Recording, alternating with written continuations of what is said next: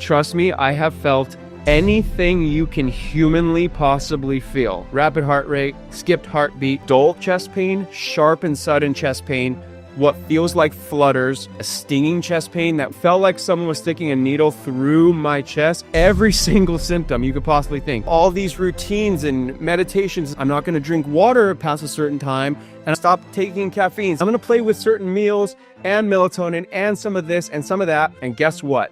None of it helped me. And I finally said, screw it all.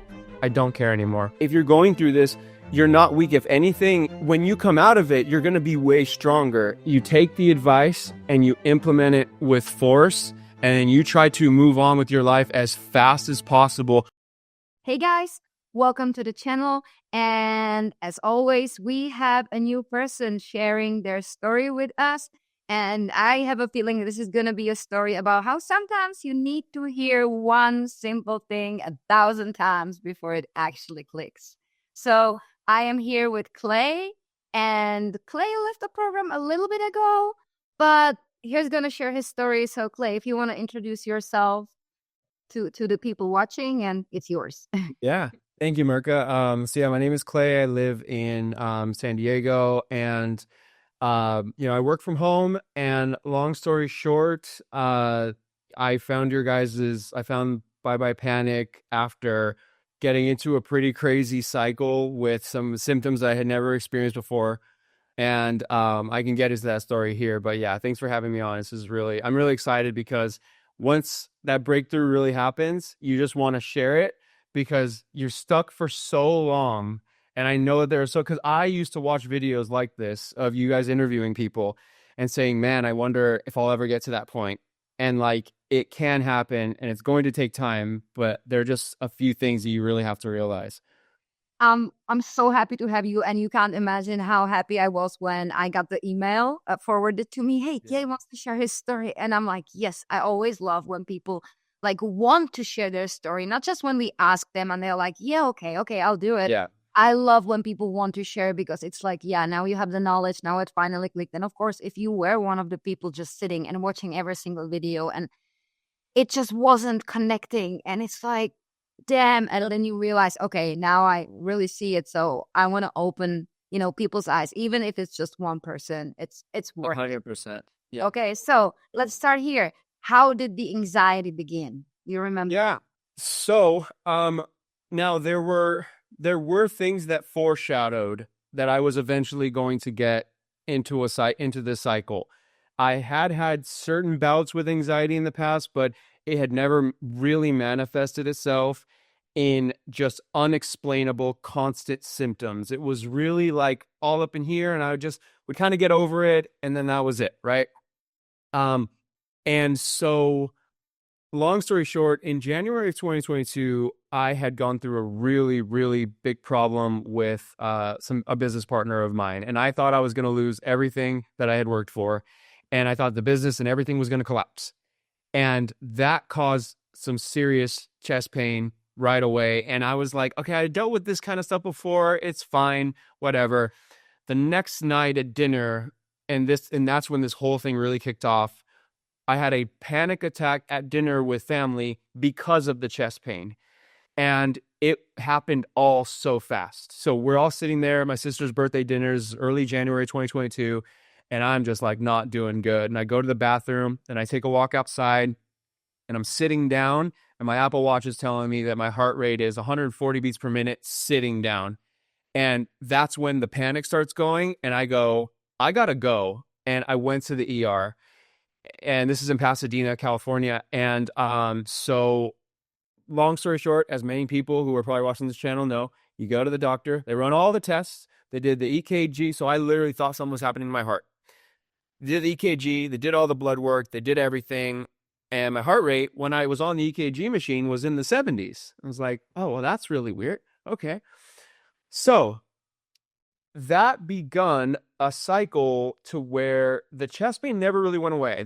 I had, like I said, foreshadowing, about 3 or 4 months prior, I had gone to the ER with some chest pain, but the chest pain went away in a couple days. And now in retrospect, it's because I didn't keep that fear alive at that moment, and the pain just went away. This time, though, it was different, and the chest pain stayed. So about 10 days later, I went to another ER to saying, hey, something doesn't feel right. And they're like, well, you're fine again, but you should go to your primary. So I went to my primary, and everything was fine. And from that point, so that was January 2022. For that next year and a half, I had probably gone into the ER, no less than 12 times, and I had seen a couple different primary doctors. And for anyone watching this who has ever struggled with chest pain, trust me, I have felt anything you can humanly possibly feel. Every symptom I went for and got checked. I mean, we're talking dull chest pain, sharp and sudden chest pain, what feels like flutters. One time I had a stinging chest pain that it felt like someone was sticking a needle through my chest, and it went all the way to my back. I have felt shortness of breath. I would feel this random twitch that would physically, one time I was working next to a business partner of mine, and it jolted me so bad that he goes, whoa, is everything okay? And I'm like, yeah, everything's fine, dude. Everything's fine. But he didn't know deep down, like, no, I am not okay. And every single symptom you could possibly think, rapid heart rate, skipped heartbeat, ectopic, a really powerful heartbeat where you have to take a deep breath. And I had gone to the emergency, and I also live in a place where the ER is literally a block away from where I live right now. So it's kind of like, oh man, it's like you get tempted to do that. And not only that, but so that was all of 2022 and half of 2023. And again, the doctors that we go to, sometimes they don't really understand all this stuff. And so they were doing all the tests, and my doctor ended up saying, okay, you know what? Let's go full on. Let's do a stress test and an echocardiogram. So not just an EKG, but the echo. And where I could see the blood vessels in the heart, everything was fine. And even then, and this is another thing I want people to understand, is even when I got the most extensive testing that you could possibly imagine, it still wasn't going away because I had not addressed what was up here. And then 2 months later, I went to the ER one more time, and literally, I don't know if you remember this story, but I signed up for the mentorship from the ER in August of 23 before I had been seen. So understand this, anyone watching, I am in the ER because because I had some crazy, but I specifically remember this one. It felt like someone took a pin or something and like jammed it and twisted it into here. And then I felt a couple heartbeats, and I'm like, oh, that was different. I gotta go. But even with that, I'm like, deep down, I'm like, no, I know that I'm okay. And so I was literally on my phone waiting to be seen, and I signed up for the program, and then I went to be seen. Of course, everything was fine. And then that's when I started the program. And like, we've all seen people who have like succeeded right away. I was not one of those stories because I had let myself be affected for so long, and my nervous system couldn't catch up to all of the logic that you guys were talking about on the one-on-ones, on the group calls, on everything. And so it took me a while. And so I was in the mentorship, and then, with all the resources that you guys recommended, the books that you would recommend, for me personally, and I want to like make sure that I'm following here, so like, as I said, the worst symptoms were all those things. And once I got into the mentorship, you guys were preaching what the things to do, right? To alarm and to not do the 5Fs, to not fear, to not flee, to not do any of that. But when you're in that flow, and as I was just talking with you right before, America, like I'd be on one-on-ones with you, and you'd say things that are so simple and so clear, and so like, stop focusing and stop ruminating. But when you're in that cycle, like you literally can't feel, like your nervous system is not going to let you deal with logic. It's like when you're running from a tiger in the wilderness, all the other things are shutting down, and so you're in fight or flight. And so that's kind of like the basic story, and I can kind of go into the latter half of what that, because this is a 3-year process, right? The first year and a half was me going to hospitals all the time. This past year and a half, I have not gone to one ER but that doesn't mean that the symptoms went away. And so, if you have anything to interject, feel free, and then I can kind of continue if you want. I'm just laughing here as you're talking because, yeah, I know. And listen, so many times I get the question, whether it be group calls, whether it be one-on-one calls, and people are like, how do you not get tired of saying the same? Oh, Camille, sorry, Camille. And people are, how you not get tired, saying the same thing over and over again? And I'm like, well, it is tiring, but I also know it's needed because this is just how brain works, and I know what it is to be in your head and everything is spinning and going. And there were questions and thoughts that I literally like ruminated over thousands of times until I was able to let it go. So that's why I'm not frustrated repeating it, and that's why I understand. Yeah. Some people take shorter time, some people take longer time for it to click. At least when it clicks, it clicks. Win is a win. Let's count it as that, right? Yes. And I just wanted to say, was just to kind of go through what we usually go through before you signed up with us. Apart from going to doctors and getting all the tests, was there something else that you also tried to fix your anxiety? Yes. So I had actually wanted to join the membership or the mentorship before, but I just stopped myself. And what's funny is I had seen a live stream from Shaan, and it's still to this day, I can remember how he said it when he looked in. It was like a live stream that he'd done on YouTube, and he was just like looking and talking about how most people, this process starts with a panic attack. And I'm like, oh, yes, that's what happened. And then when he was talking about the symptoms, and he's talking about living life like you don't like, how were you living life before you got into this cycle? Because then he like looked in the camera and said, because look, there's nothing wrong with you. There's nothing wrong with you, right? Like if you've gotten checked, and the doctors are very good nowadays of diagnosing these things. He like was kind of laughing. He's like, there's nothing wrong with you. And I'm like, and again, it just came this high, but it did not sink deep. And it took hearing that time after time after time. And so, but I tried, obviously, I mean, in those early days, especially, right?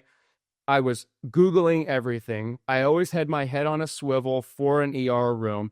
I was, of course, trying the breathing exercises. Also, I was on meds for a little while from about spring of 2022 until May of 2023. May of 2023 is when I took my last ever Ativan. They tried to put me on Prozac or whatever it was, that the daily one. I said, I can't do it. I can't do it. I'm not going to do it because I know that I don't need it, right? But the Ativan was the thing I would just take periodically. And it got to a point where I was like, I'm not doing that anymore either. So I'm now over 2 years from having taken meds. So the meds, the breathing, all the things. And I think that's kind of another theme that we're going to get into here is the more I did, and I'm going to use your word that you used before we went on, is like, I was trying to do all these things to get a certain outcome, and it was only reinforcing things in a worse way. It was making things worse. It was making me focus on them more. If I wanted to go for a walk on the beach, I was doing it because I thought it would calm me down, not just because I wanted to go for a walk on the beach and because of the leisure that I was going to get out of it. And every single thing in my days, and this was kind of a foreshadowing to the struggle in the last 9 months with insomnia that I also have broken free of, thank God, that I'll get into here in a little bit. But all those things I tried, and like, oh, the less, and I'm not saying to, load up on caffeine if it makes you anxious, but, oh, stop taking caffeine, stop doing this. And, all these routines and meditations and stuff, for me, the more I did those things, the more it was reinforcing that I was afraid of those symptoms. And it's like, I felt like the nervous system is saying, wow, look at all of the things you're doing. That must mean you're really scared of this thing. And that's the breakthrough. Yeah. That's exactly it. That's the click. Mind blown. The more we are the more we're resisting anxiety, the more we are telling our brain, what is happening right now is dangerous. I'm scared of it. But your brain doesn't really know, because danger shouldn't be coming from inside. Danger is always outside, right?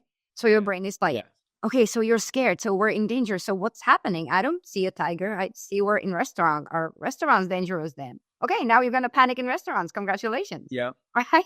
So it's And what's funny is that next month we had another birthday dinner. So after that big panic attack, we had another birthday dinner, and I didn't have a panic attack at that dinner, but it was on my mind. And guess what? I had they had given me a really low dose of Xanax at that point. And so I kept that in my pocket because I was like, "Oh, well, this just happened. So it might happen a month later." And thank God it didn't, but it was still on my mind. And so your brain starts to detect, oh, we're in danger now when we are out for these family gatherings because look what just happened, you know? Um, and so yeah. Yeah, so absolutely.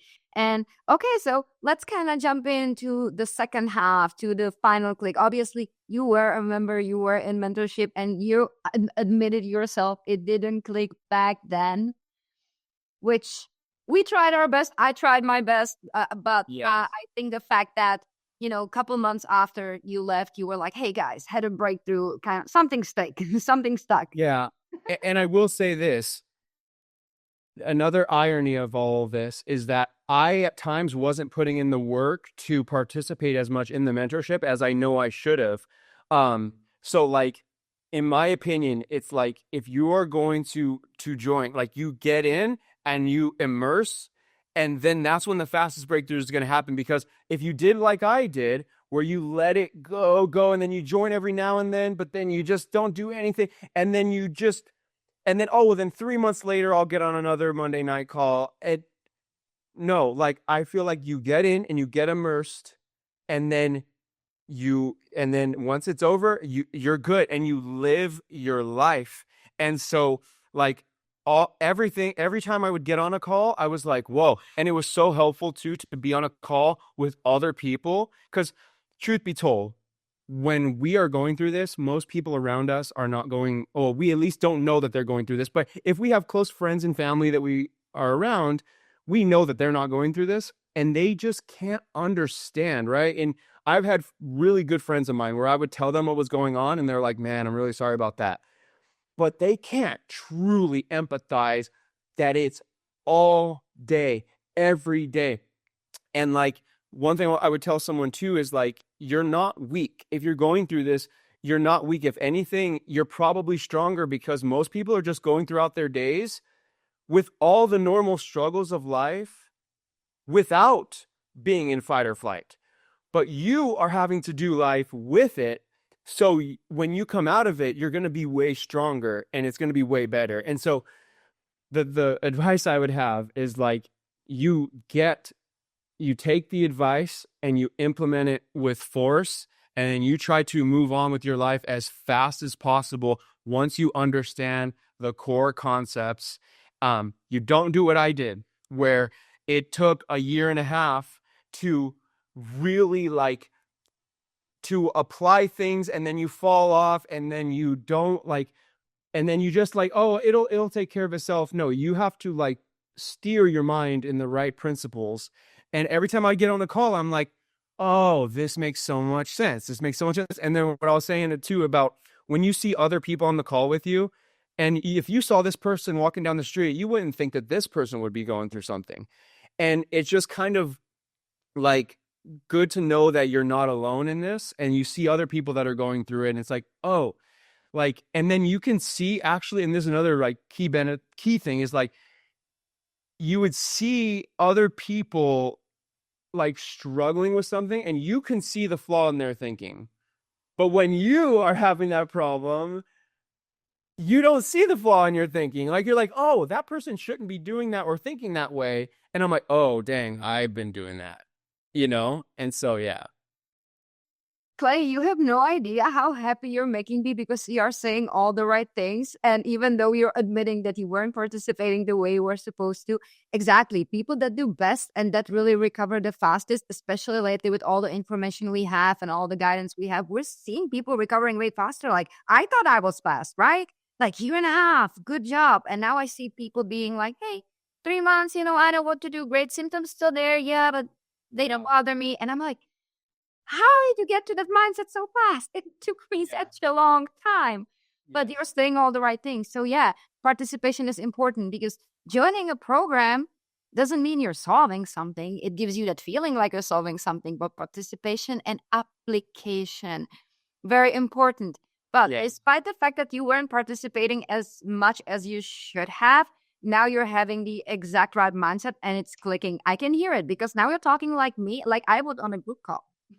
Yeah, exactly. Yeah. Well, what's funny is like, and the little nuggets, I never forgot things. Like there was one time it was Kaylee was on the call, and I was like, and I was talking to her specifically, and she was saying like, because again, it's just anyone watching this too, like when you come out of this mentally, you're going to be on just a different level and have so many tools to battle anything that comes in life. Because like I was sitting there and thinking, oh no, the longer this is going on, the more you worry. And she's like, longer your nervous system is in that state, it's not like, now, yes, a lot of my recovery has happened in these last few months when a few concepts finally clicked, but it was a slow process. For that first year and a half, I was always focused on ERs, ERs, ERs. Where am I going to do? I need to stop doing this. I need to stop doing that.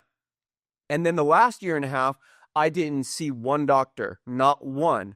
But that doesn't mean my symptoms went away. I was still frustrated by them, and I was still just like not doing well. And yes, and I remember being specifically on a call with you, and I'm like, slowly things are coming back. And I honestly, now in retrospect, I think I may have also been dealing, without knowing it, some derealization, because I was walking my dogs one time and I just like got a whiff of grass that I'm like, whoa, like I don't think I've smelled that smell in a long time.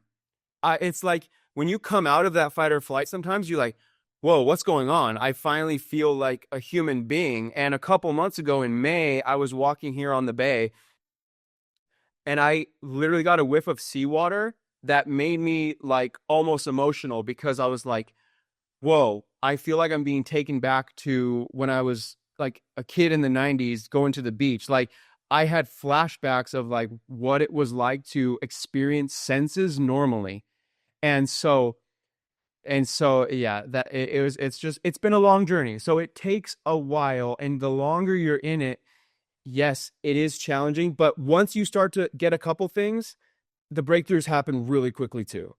Okay. So now we already went through how it started, what you did when you joined, your worst symptoms, obviously panic attacks, chest symptoms, insomnia, all of that.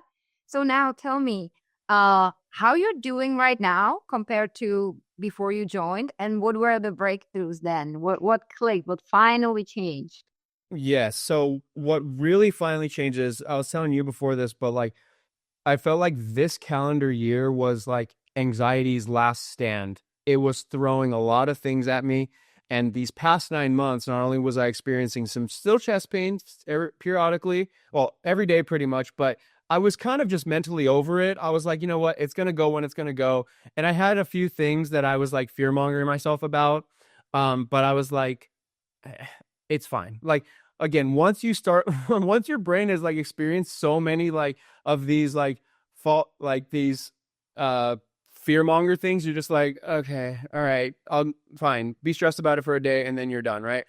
But the sleep was something, because my chest pain wasn't debilitating me throughout my day. Yeah, it was annoying. Yeah, it was scary at times. But as we all know, sleep can really affect your days. And if you are someone who's struggling with sleep, I want to say that I empathize with you greatly these last 9 months and finally these last few weeks. And again, this is the type of experience where once you hit a few breakthroughs, the positive things start coming very quickly, because really starting in like October, November, maybe around there, right? Last 8, 9 months or so, I would be waking up in the middle of the night. I fall asleep very easily, but I will oftentimes wake up in the middle of the night. But for a long time, I would be able to go right back to sleep, right? But starting in the back part of last year, towards the end of last year, I started waking up really early and not always being able to go back to sleep, right? And it started by I stay awake for another hour and a half, and then I go back to sleep until it was time to wake up. But this calendar year, waking up at 1:30, 2 a.m., 3 a.m., and it got so bad to where I would say more than 60% of my days, I was pretty much operating waking up. and staying up at those times, because I would wake up at those times and I couldn't go back to sleep and I was scared. And here's where the final breakthrough of everything clicked. Because as I told you, I had been kind of over the chest stuff for a while, but this brought it all home, the insomnia thing. And so I'm sitting there and I'm starting to try to look up all of these solutions for insomnia. I know deep down that I shouldn't be trying to do things, right? But sleep feels like something you can kind of control. When you have unexplained symptoms from a doctor's like, well, I don't see anything. And okay, you at least kind of have some relief of like, well, I got the test. But when you sleep bad, you feel it, your energy's low, your mood is bad, everything is worse, right?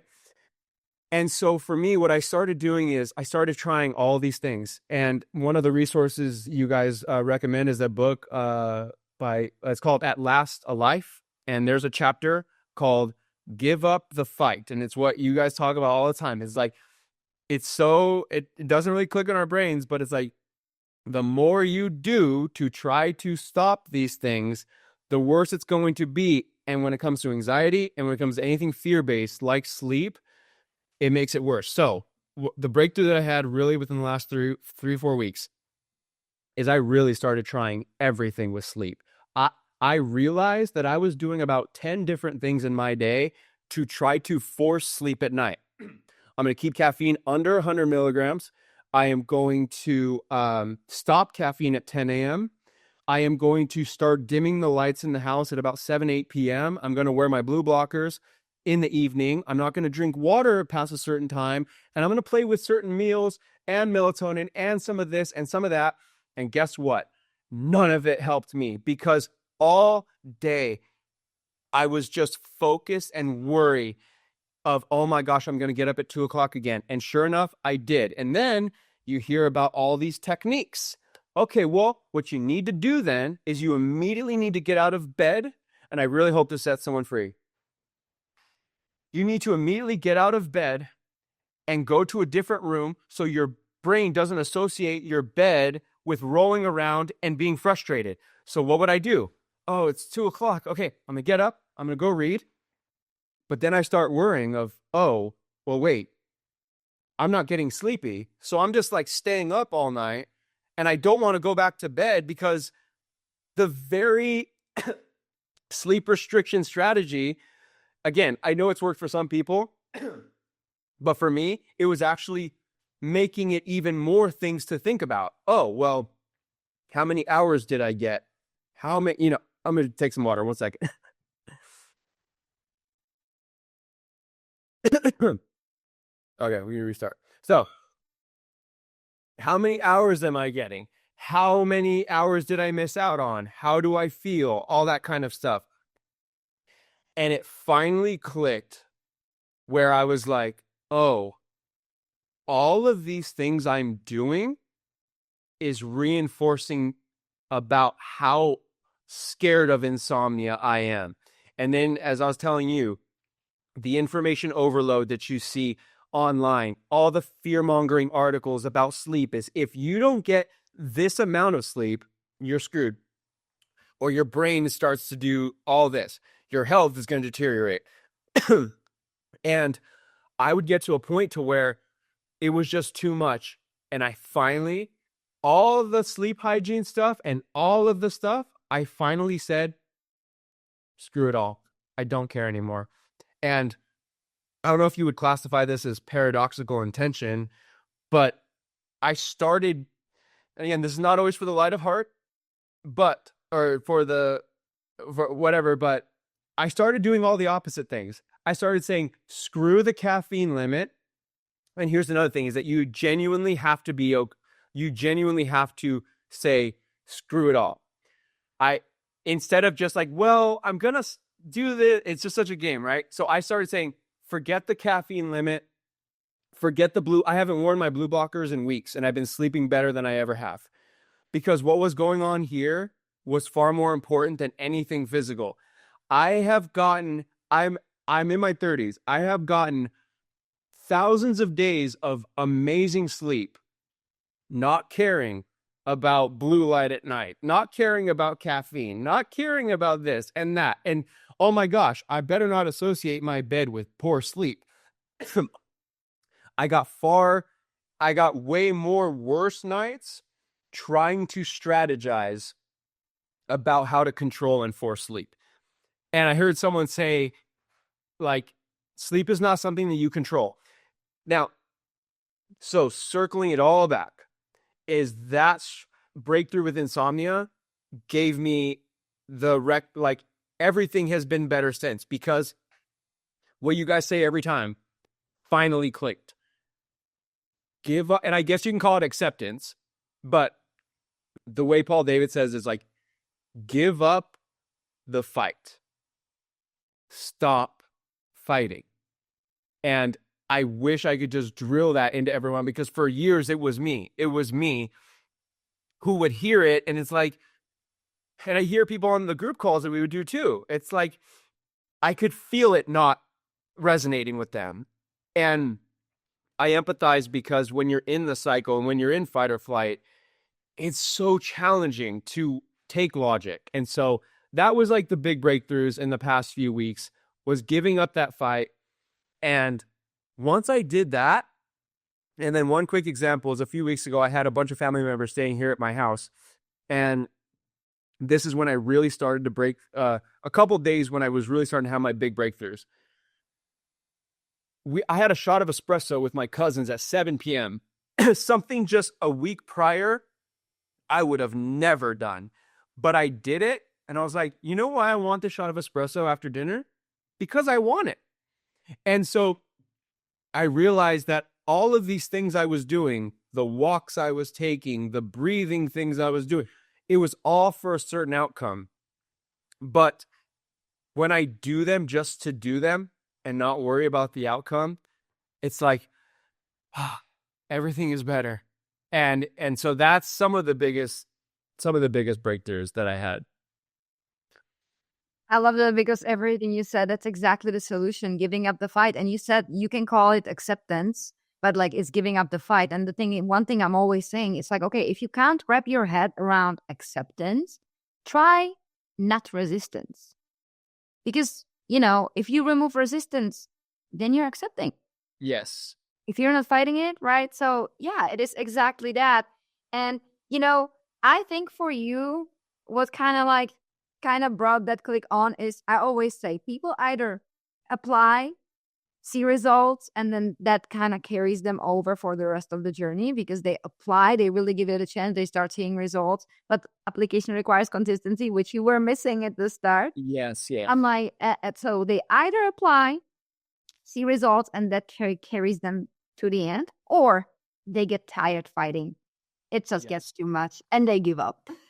Yeah, it's like, it's funny because I didn't give up in a bad way. I just gave up. I was like, I'm done with all this fighting. And now when I have like an intrusive thought, I'm like, okay, that's fine. That's funny.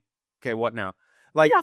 it's great. It's just like the shield that you get it's just amazing. And and so there were a lot of mistakes, and there was, like, as we talked about, the fearing it, and the resisting, trying to do all of these things. It just always made it worse.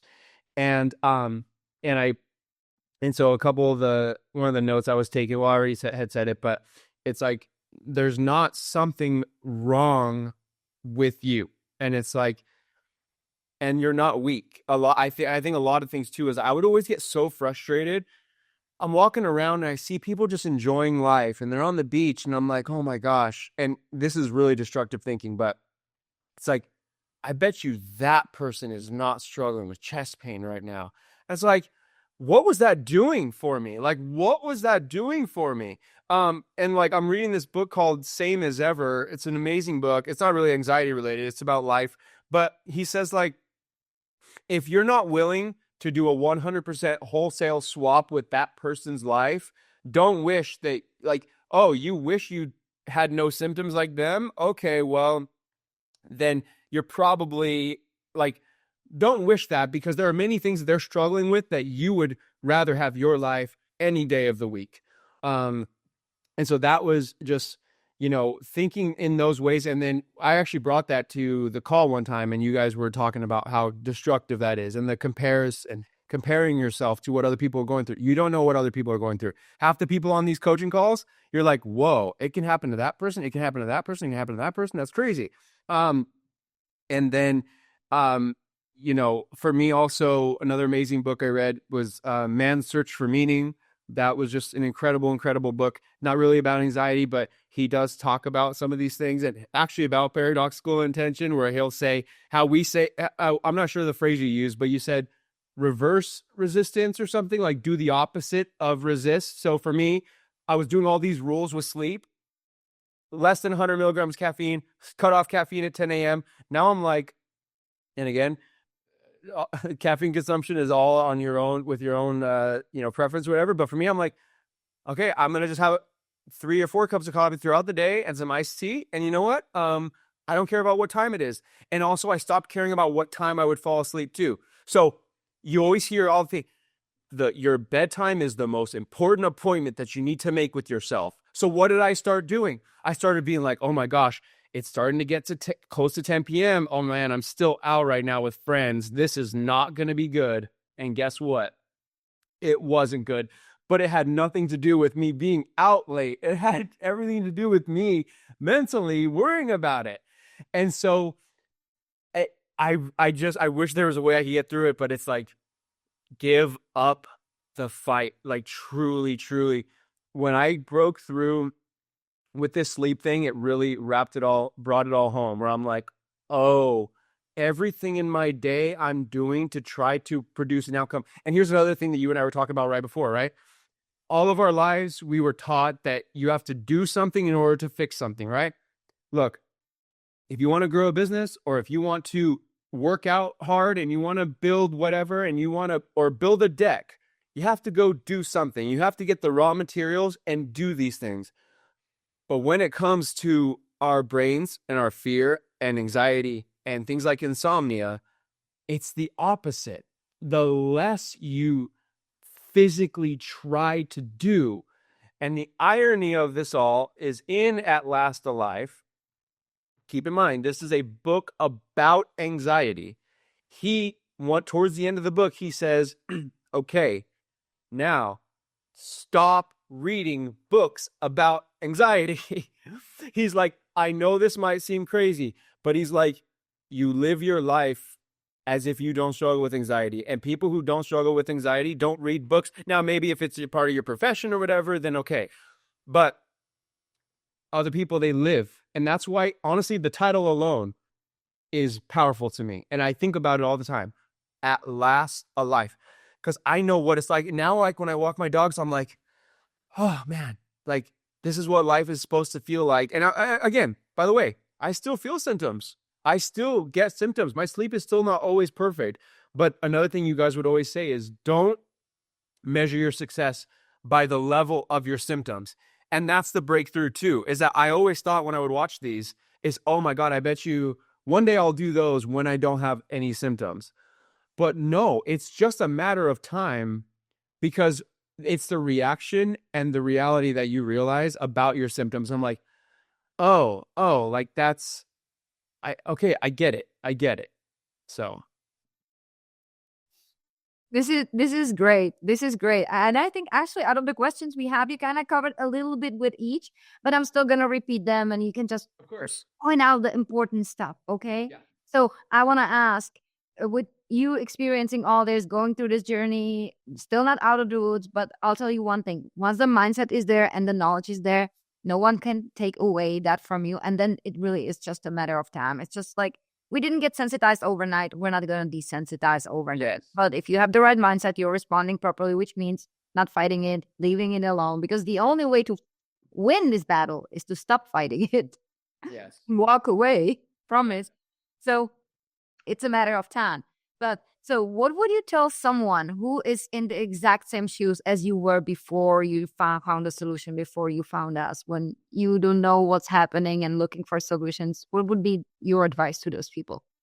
Yeah. It's been such a long journey that sometimes I don't even remember what it was like in those early days. And I can understand, like, how scary it can be right when it happens.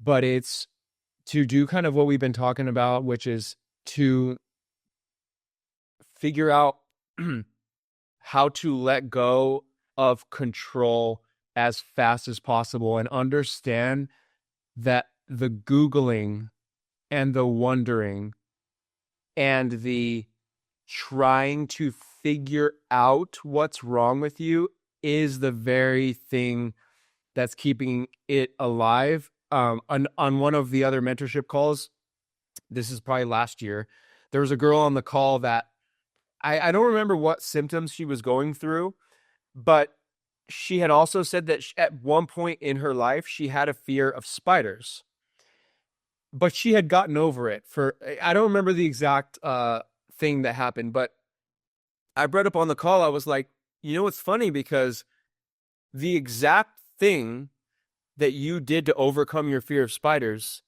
is the exact thing that will make this go away. And that resonated with me in a big way because there were some symptoms that I got along this journey that didn't stick with me. And so, for instance, in those early days, it was the chest pain that I was most worried about. But I would also at times feel like weird, like numbness, like down my leg and in my arms. But for whatever reason, I wasn't scared of those things. I would also get some weird headaches. I wasn't scared of those for whatever reason. And those went away. And I was like, oh, I've already defeated anxiety in different arenas, just not this one. And so for me, it's just figuring out as fast as you can how to give up control and truly let go and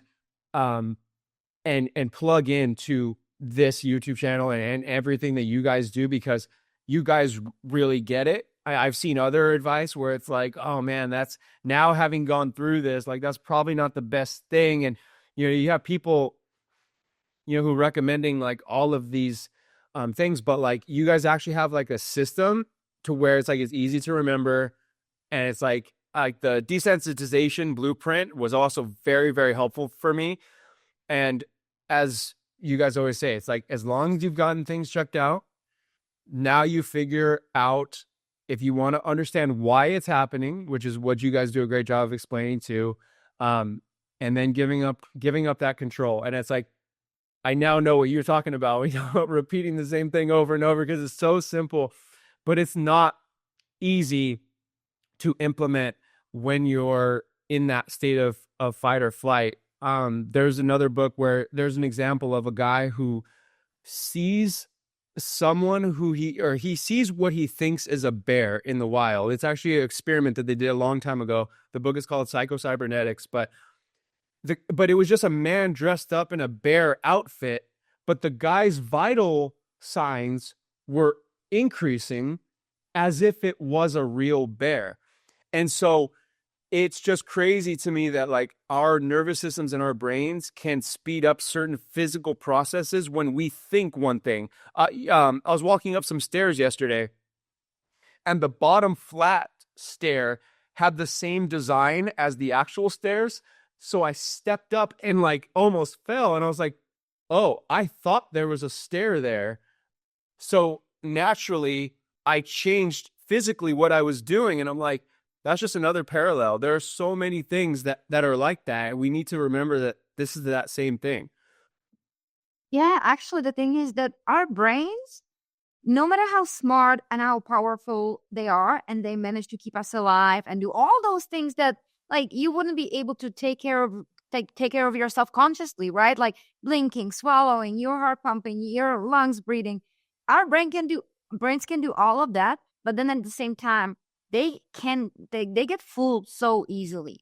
Yep. So easily. Yep. Into thinking you're in danger, into, thinking so many things. I always talk about, for example, how the lizard part of our brain doesn't really differentiate between real and perceived. There is no differentiation between past, present, and future.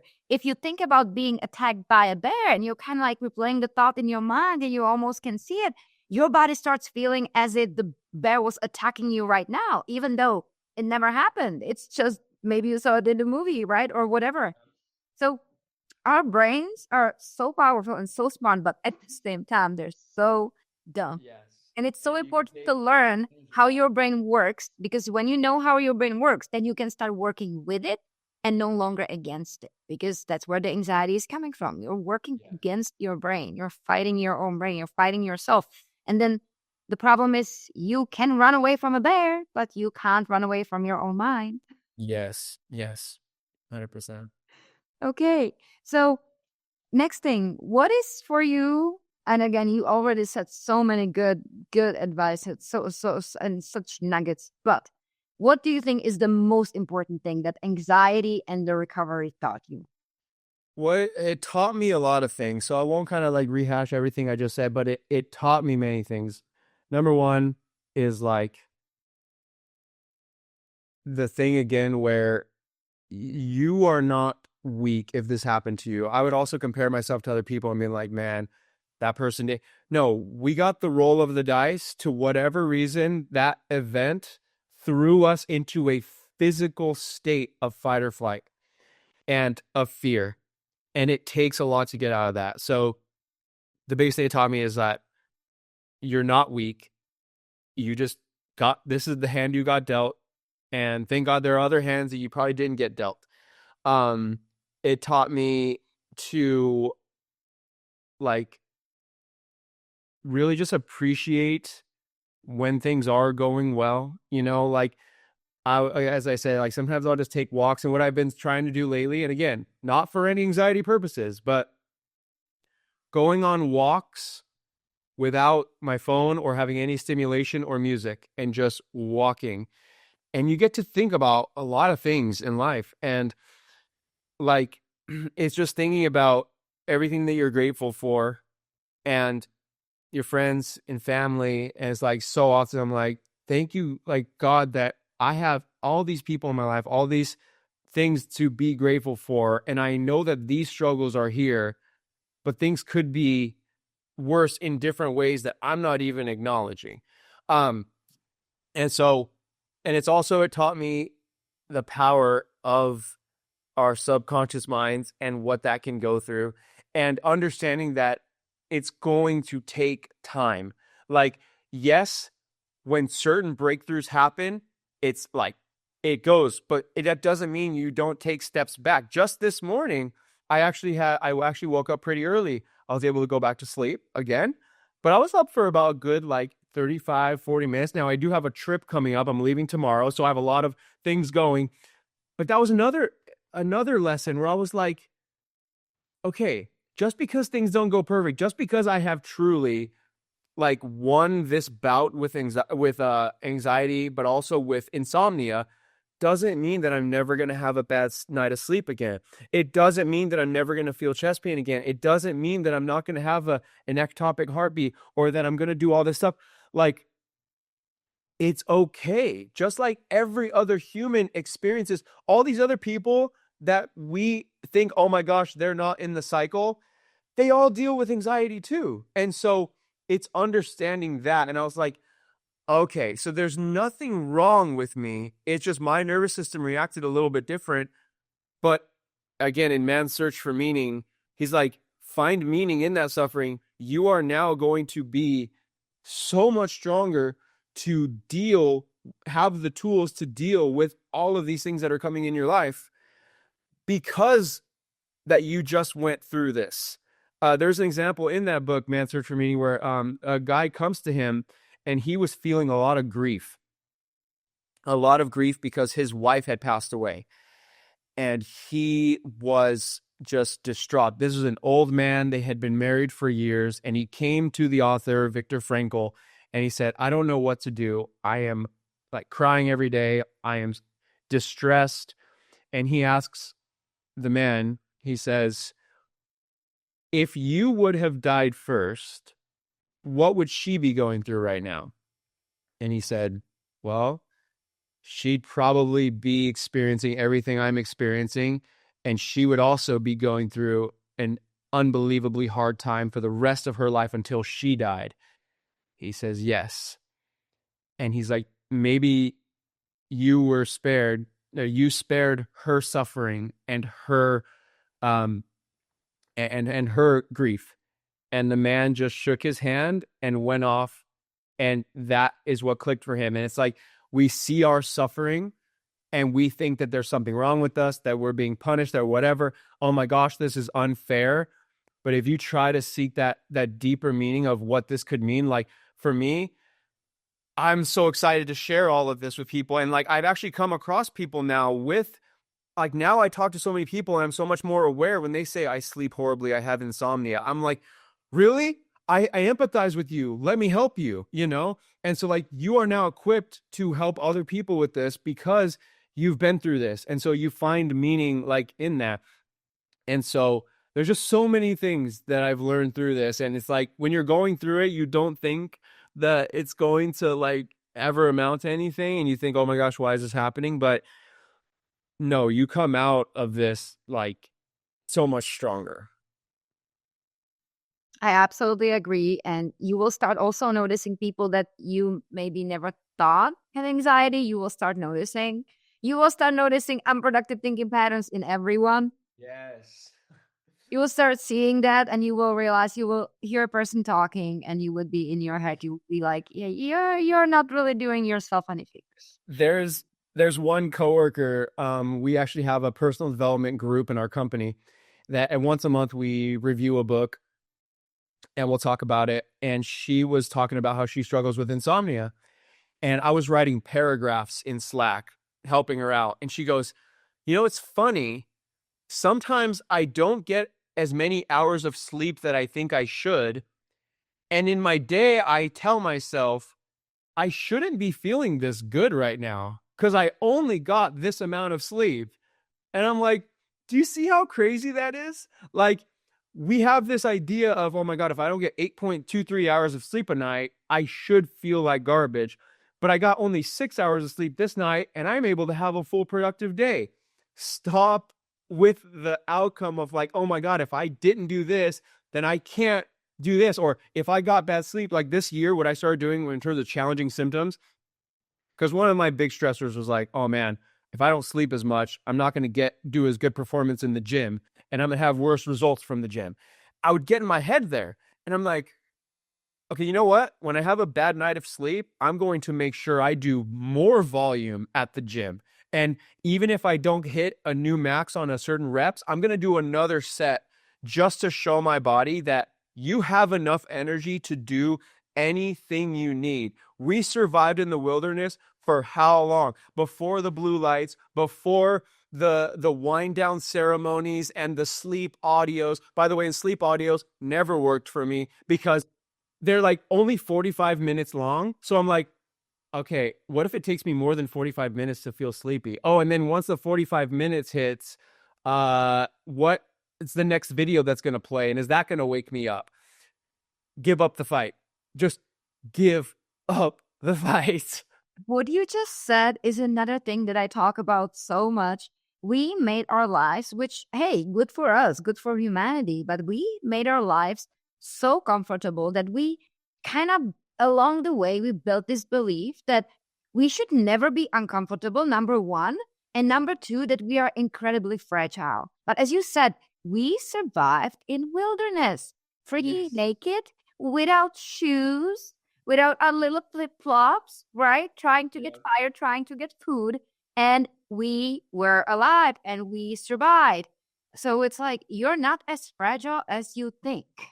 Yes, yes, that's the thing. And that was another thing with the heart issues. And I wish I could have talked more about the chest stuff too, because I learned so much about our heart that like our hearts are so resilient. And again, please, if you're feeling like if you have gotten everything checked up, then okay. But like our hearts are so resilient. Like in fact, I was doing there was something I was watching, not because I was doing research on the heart. It was something I was seeing, but it's like the heart at times will actually find new ways to be efficient, even if something like, and this is not medical advice or anything, but like if something shuts down, like it will recompensate. Like there, like my dad has struggled with a certain heart condition for a while, and I'm like, when I was talking with his doctor, I was like, oh, okay, so it's not like once something you feel something weird, it's just it's over and you're done. Like, no, there are a lot of people who recover. For like even the people, worst case scenario, who do have heart problems can actually reverse it with many things. And it all depends on the situation, everything like that. But like, I'm like, wow, we are so resilient as a species. Our bodies are resilient and everything. This is one thing that I remember to this day when I was struggling with anxiety, and I didn't yet really believe it's just anxiety. And I had a lot of health anxiety. And my doctor told me, I remember she was telling me, like, you think you're so fragile, and then the smallest thing is going to make you, like, just, drop on your back, and that's it, and lights out. She's like, you don't realize that your body is going to do and try anything before it gives up.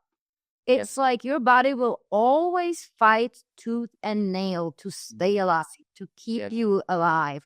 So it's like if you would suddenly just croak, it's like something had to be terribly, terribly, terribly wrong. Because your body will always, until the last freaking second, it will fight for its own existence. Yes. And that made me realize, yeah, maybe I'm looking at this like a little too much, because I was like, oh, when I was going through my health anxiety, it was like, wait, how much fat? Isn't this too much? Like, what about this? And she's like, Yeah. having a treat here and there. She's like, girl, stop thinking like that. You're hurt.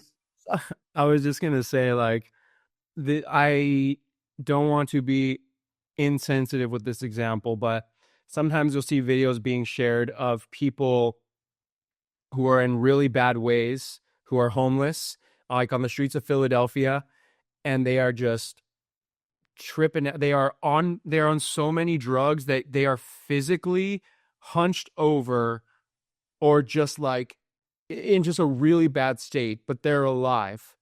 And it's like, okay, hold on here.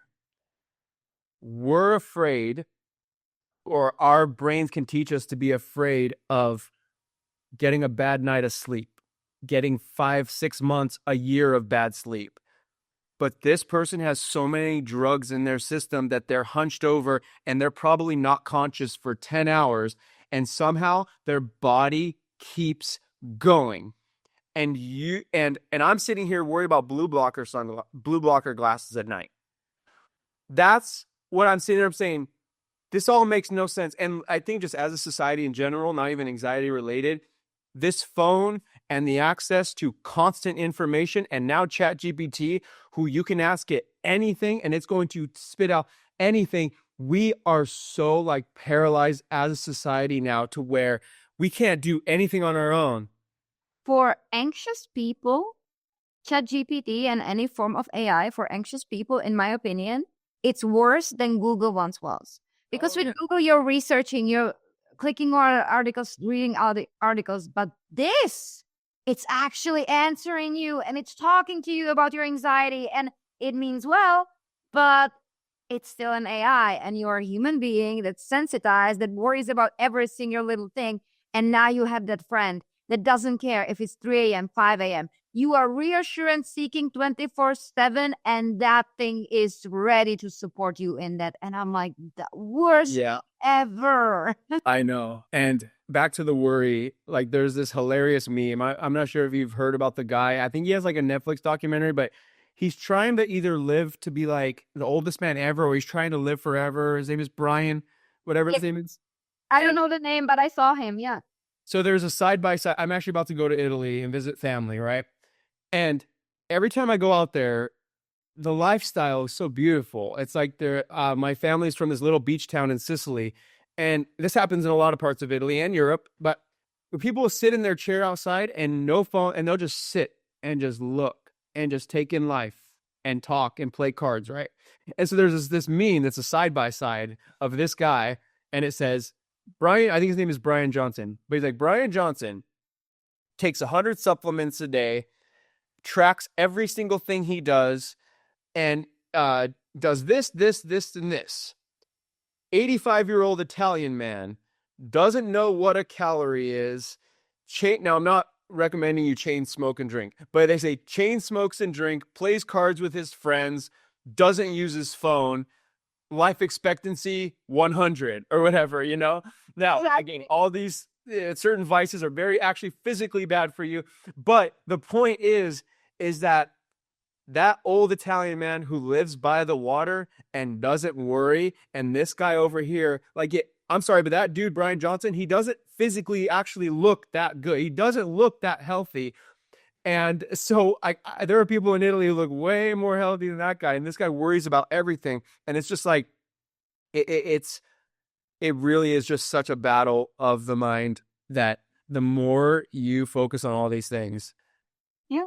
the worse it is. It is a mind game. It is a mind battle. It is whole anxiety recovery. It's all a mind game. And I always say this, like people are always like, okay, should I journal? Should I meditate? Should I walk more? Should I exercise? Should I change my diet? And it's like, you're always looking for something external. Get this right. Anything else doesn't matter.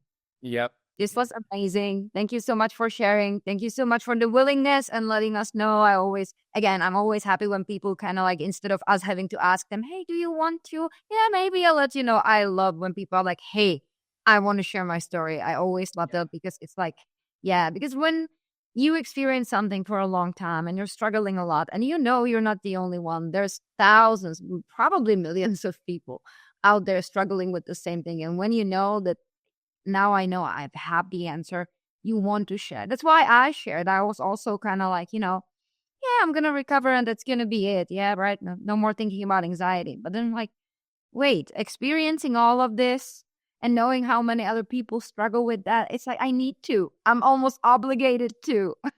Yes. Yes. I'm now like a heat-seeking missile, finding people who, like, if they're struggling, I'm like, and like you said, you can notice flaws in their thinking. I'm like, okay, here, stop doing this, stop doing that, and it's gonna be better, you know?